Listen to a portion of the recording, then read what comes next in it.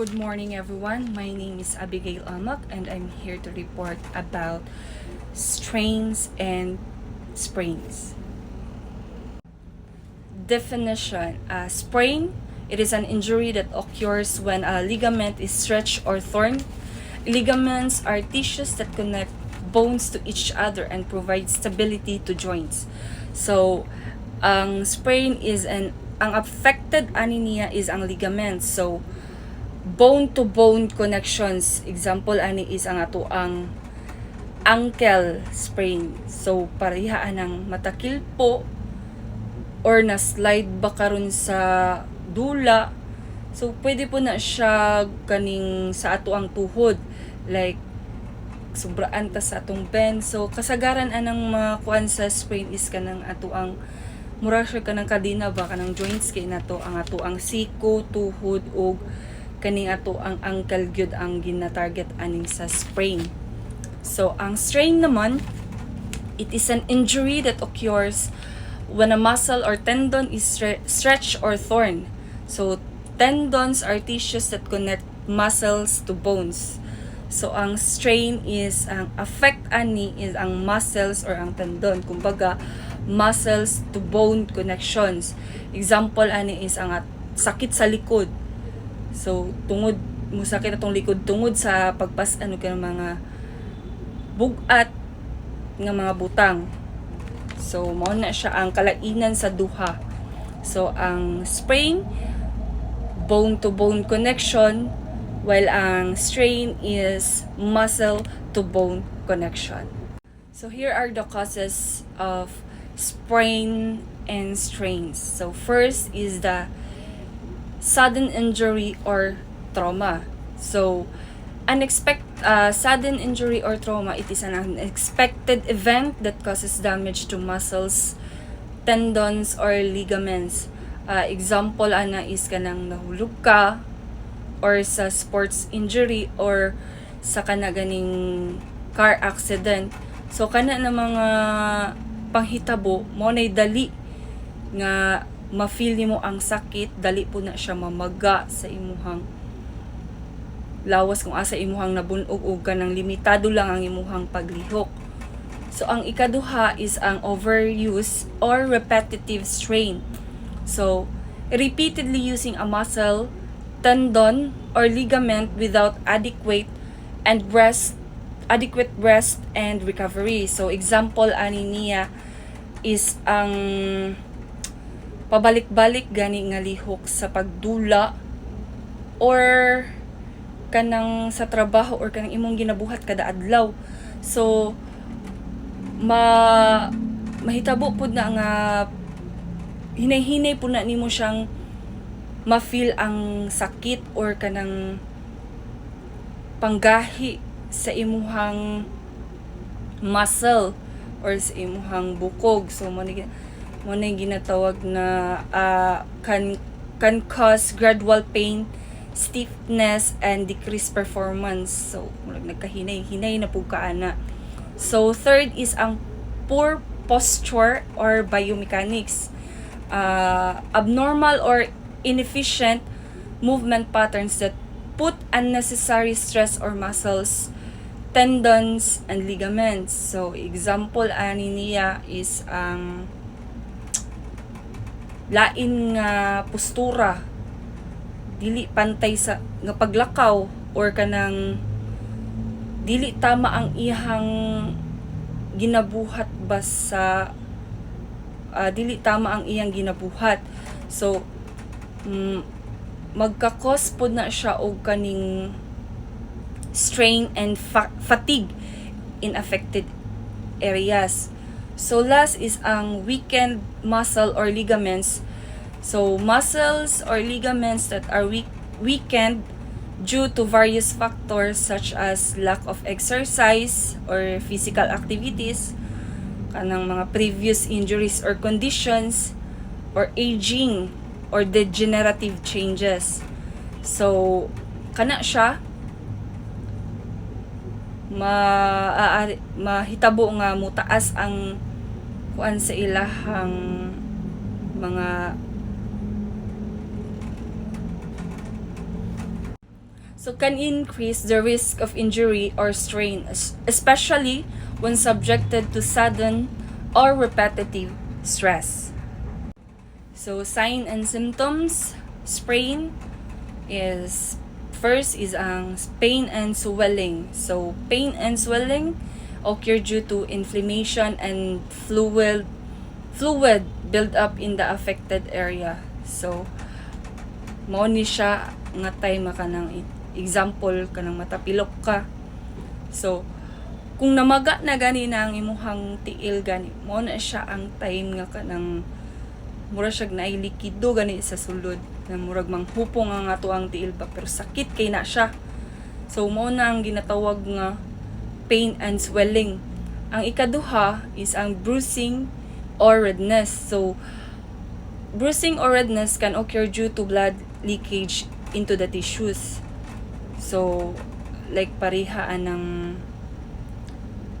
kanang sa area ninyo pagtapilok nimo na ay talinis na bato or kahoy nga masuksok. So mo na dira nga magkakos siya og kanang na ay dugo or mamula siya kanang nagasgasan lang gamay. So mo na ang ginatawag nga bruising or redness. Third is ang limited mobility or stiffness. Can occur due to pain, swelling, or muscle spasm. So ang ano niya is limited lang ang ato ang paglihok. So di ba example kanang matapilok ka labi nag kanang ma-feel jud nimo ba nga natarog ang imuhang bukog, di ba mura kag mawad-an og ganaan ng kanang limitado lang gid imong lihok ana. Pag mulakaw ka kailangan pa kag alalay. Isa ka tawo, pwede na siya isa ka tawo nga mag-alalay sa imuha para lang maabot mo sa inyong destination.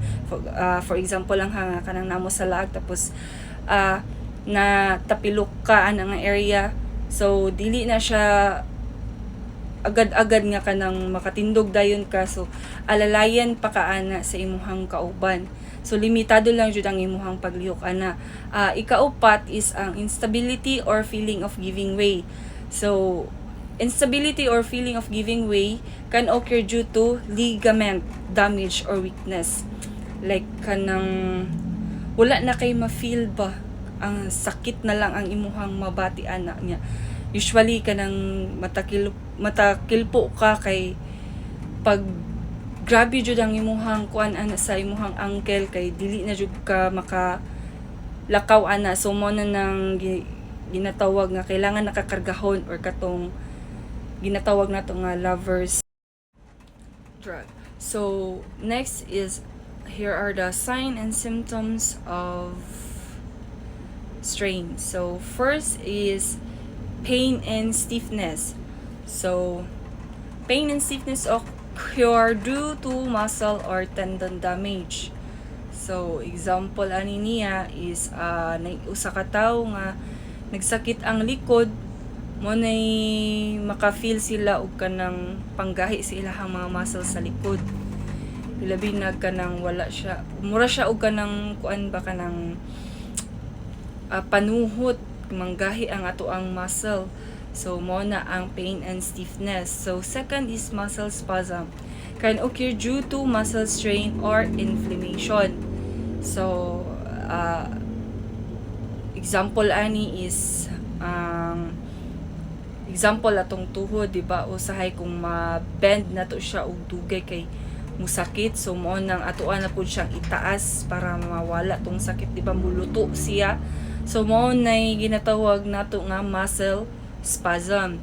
Third is ang limited mobility or weakness. So limited mobility or weakness can occur due to pain or swelling or muscle damage. So limitado lang ang ato ang paglihok ani no, ilabi na kung di na kaya sa ato ang muscle. Example ani kanang nabunog ang bukton. So di ba kung mabunog ang ato ang bukton, dili kay ta makalihok og tarong, limitado lang kay kasagaran pasan baya ang ginakuan sa bukton no. So kung na siya'y kanang bunog, so dili kay ta makalihok-lihok or dili kay ta makaalsa og kanang mga bugat nga butang. So next is swelling or bruising. So swelling or bruising can occur due to inflammation or blood leakage. So example ani is parehaan ng mapaakan ka og buyog. Example sa naong ka mapaakan, di ba pag imuha ng tanggalon ang buyog or lampinig, di ba na siya ka nang nitusok sa tuang naong. So kung imuha ng kuan tong iyang murag dagom-dagom, di ba sakit siya, mamaga dayon siya no. So ang muscle sa tuang naong is mamaga dayon na siya. So kumbaga ang murag venom ba na or kanang kuan sa lampinig or putsukan, dali kay siya mo kalat sa tong naong. So maka-feel ta nga namaga ang atuang muscle sa naong ug sakit pud siya kung atuang tandugon. So mao na ang swelling or bruising. So next is first aid management and procedure. So here's a step-by-step guide on first aid management and procedure for sprains and strains. So first, mao ni atong ginatawag na RICE method. So first is rest. Rest is to stop activity and rest the affected area. So mao ni atong ginatawag nga ipapahulay nato ang affected area kung asa siya nabalda.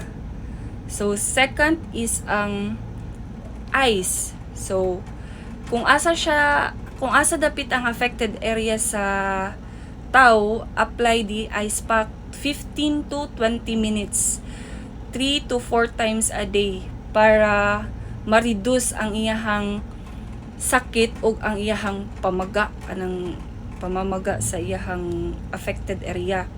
So third is ang compression. So use bandages or wraps to compress the area and reduce swelling. So ato na siyang kuanan o bandages para dili kayo siya malihok-lihok kay once man gud di ba makalitan ta og lihok nga wala siya nakabandage, sakit jud kay siya ilakaw, labi na kanang sa ankle pag wala siya na bandagean, wala siya supporter ba, sakit jud kay na siya. So dapat atuan na siyang bandagean para dili malihok ang bukog nga na kuan niya, bukog ang muscle nga naapektuhan. So last is ang elevation. So elevate the affected area above the heart level to reduce swelling. So kung asa ang iyahang affected area, dapat above heart level to reduce swelling.